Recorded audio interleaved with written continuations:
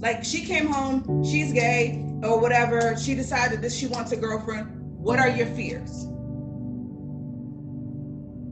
Well, I just don't want her to feel like this is it.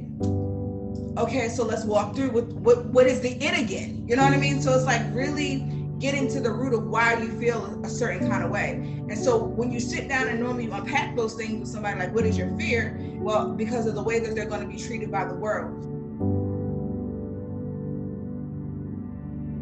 And so I consider myself an ally for those who normally don't necessarily have a voice in the room in general.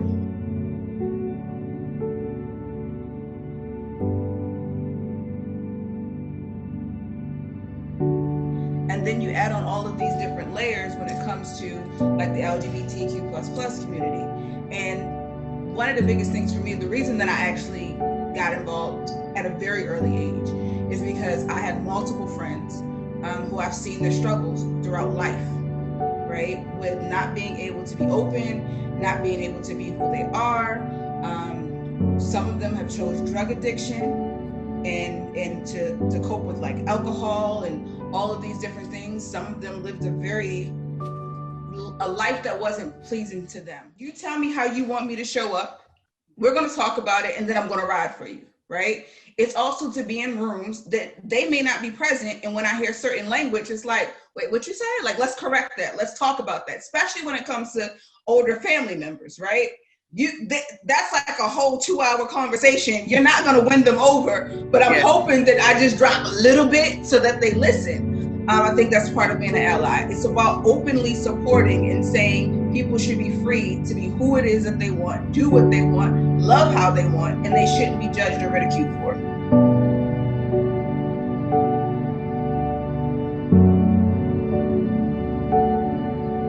What are you expecting to see? Like, what is it that you think that you're gonna see and then instantly like it's gonna make you uncomfortable? Tell me what this looks like. And so those are the type of questions I normally start with, right? And so what I normally find is I end up backing them into a corner. Like, what is the it that you talk about? Like, what are you so scared to see? So I'm like, okay, so if me and Avery, which is my husband, were to be around you, like all loved up, hugged up, kissed up, which we don't do either, because everybody doesn't do PDA, but for some reason people think everybody that's gay does, you know what I mean, like does PDA all the time. So I'm like, so what does that look like? Well, I'm like, if we were there, would you correct it? You wouldn't want to see it with me either. So what is the difference between her deciding to bring her girlfriend to Thanksgiving dinner or to Christmas or just to the house to chill? Like, what are you so concerned about? And then normally it goes on a tangent somewhere and it's like, well, I think she's just gonna grow out of it. I'm like, she's close to the 40 and 4. I don't know if she's gonna grow out of it. Like, I don't think this is one of those things that she grows out of. And then it normally spirals. Well, if she didn't play sports or didn't do this, it was because, I'm like, why do you think somebody turned her out and she just wasn't, this is just not who she is. So it ends up being this long drawn out conversation, but normally what it is that me going back and forth with them, trying to debunk whatever myth that they have going on in their mind.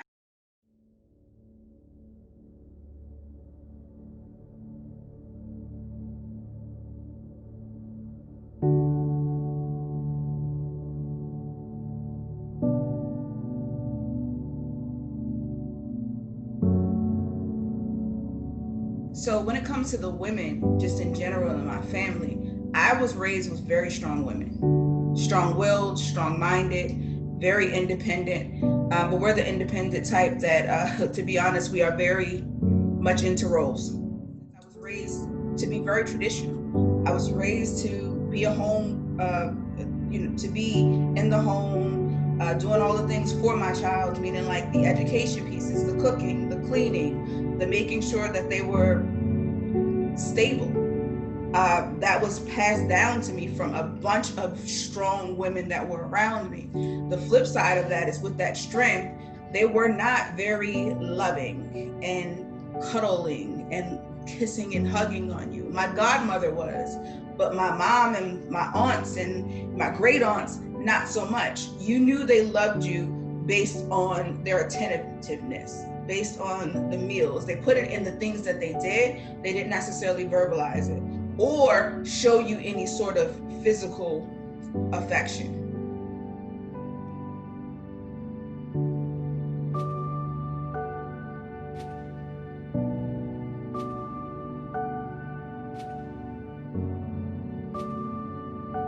I think it's been passed down just collectively as Black women, right? That you have to be strong, you have to be tough, that those levels of vulnerability are not something that normally we're taught to show.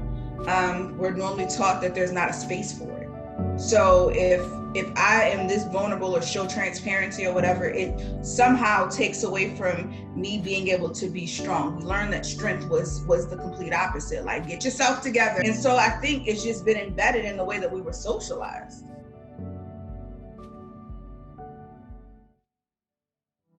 And so when it comes to the kids, it's one of your most vulnerable areas.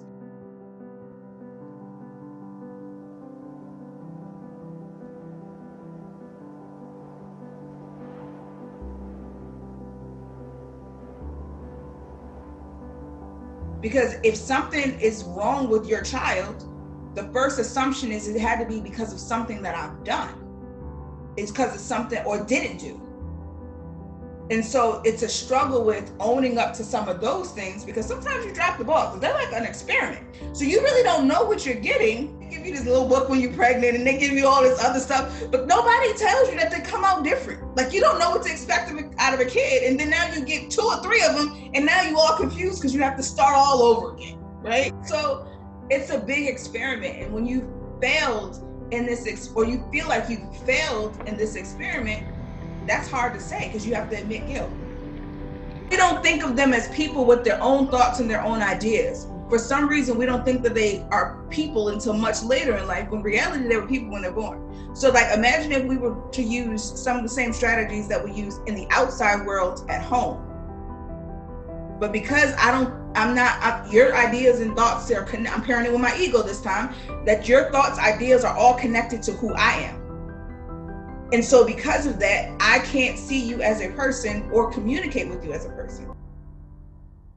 So we're taught from a very early age that the way that you give kids values and responsibility and structure is you take them to church on Sundays, right? And so what's interesting though is even the ones that don't necessarily take the church to the church on Sundays, it has now been ingrained in us pretty much Christian values. Is so hard because you want the best for them. And so like watching them fail is the hardest part of parenting. And I'm watching, and here's the thing, I'm projecting my ideas, my beliefs on them. So that's how I see their failures too, right? So if you have this Christian parent, mom, dad, devout Christians, going to school, church every Sunday, Monday and Wednesday, good, doing all of the community work and service, whatever, and they have been told that same rhetoric about, same-sex relationships, right? And so now they're like, how did my kid become the one in the same-sex relationship? This is not a reflection of the values that I taught them, right? So now it's halfway between, I feel like I need to protect you from the world and I need to protect you from yourself. Because now you are stepping outside of the comfort zone of what society says is acceptable, but it's not really society. It's their version of society in their box, right?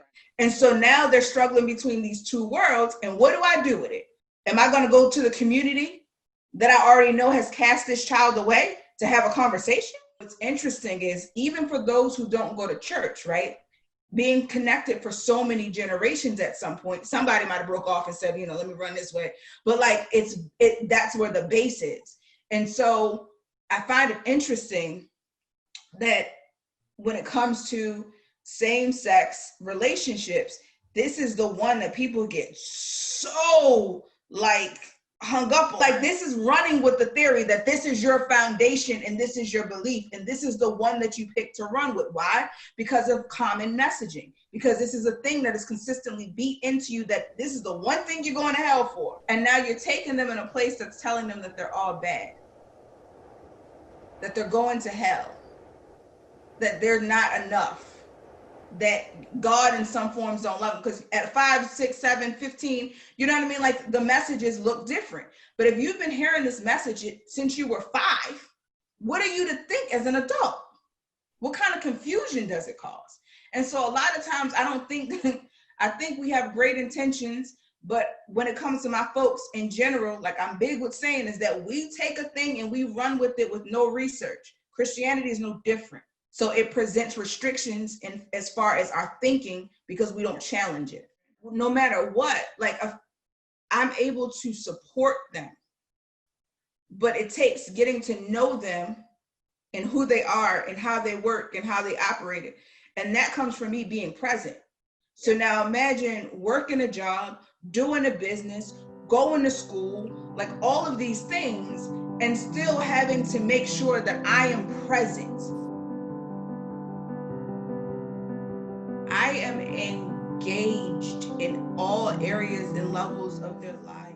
I'm doing homework with them. I'm watching TV with them. I'm allowing them to teach me things and to come in their world. I'm letting them talk after school. You know, when you get the answers, it's so crazy. The boys and girls are different. I would ask my boys, like, how was school? It was always all right. All right, cool. Like when I'm talking to the girls, they just can't stop. Like they tell from an early age, they're like, well, guess what happened in kindergarten today? And this person hit this person and this did this. And, you know, what do you think about the, you know, all of these different things? The boys would say things about like, you know, what happens if a zombie apocalypse come? Or mom, who do you think, or auntie, who do you think would win if Spider-Man and Batman got into a fight? Here's the thing, I never shut it down. So whatever level of conversation that they bring to me, since they were very young, I engaged in that conversation.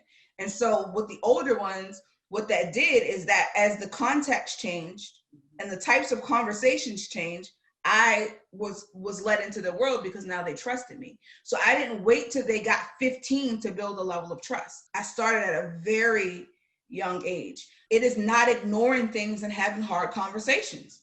You see the change in their mood swing or their mood swings or the changes in personality. Guess what I did? I addressed it. Like I didn't hold off. Even when I was like, okay, do we really want to have this conversation? I gave them space to say like when they weren't okay. I gave them space to say like when I asked them, are you okay? And they're like, yes, I'm fine. I would literally say to them, no, you're not fine. But if you want to come back to me tomorrow, once you get your thoughts together, cool. But you're not going to lie to me and tell me that you're okay. And so things like that, so they didn't feel so pressured. But again, it opened up the conversation. When you are young, when they're 8 and 9 years old or whatever, you're with them most of the time, right? So I would do a thing where I would have a pizza party at my house on Fridays. And they could invite their friends to the house on Friday. Space at that point was me putting pizza on the living room, on the dining room table, and then me going to my room and just have my door open, listening to them talk. I would invite them over because I needed to see how they were thinking and where they were and what complicated. And then not freaking out when I heard something that I didn't necessarily like.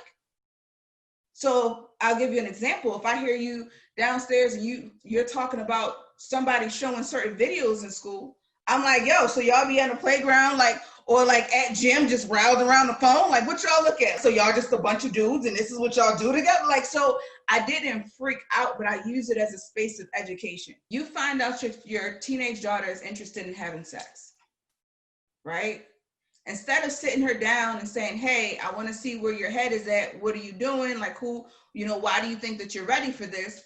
It's like, oh, so you want to be a hoe? I'm like, wait, there's levels, right? Like, I don't know how many times I've had a conversation with like parents of my mentees or even girlfriends where I'm like, you said she was a hoe at 15, you didn't want a little bit? Like, you know, like being realistic and like, you ain't gonna be out here just effing everybody and doing these things. It's like, where's the education in this? Like, what are you looking for her to do? And so sometimes we go over the top, we get all emotional, we start parenting with our ego, and we start like, you know, inserting what they should and how they should be thinking, and you are stupid and that is stupid. It's like, they ain't ever gonna tell you nothing again.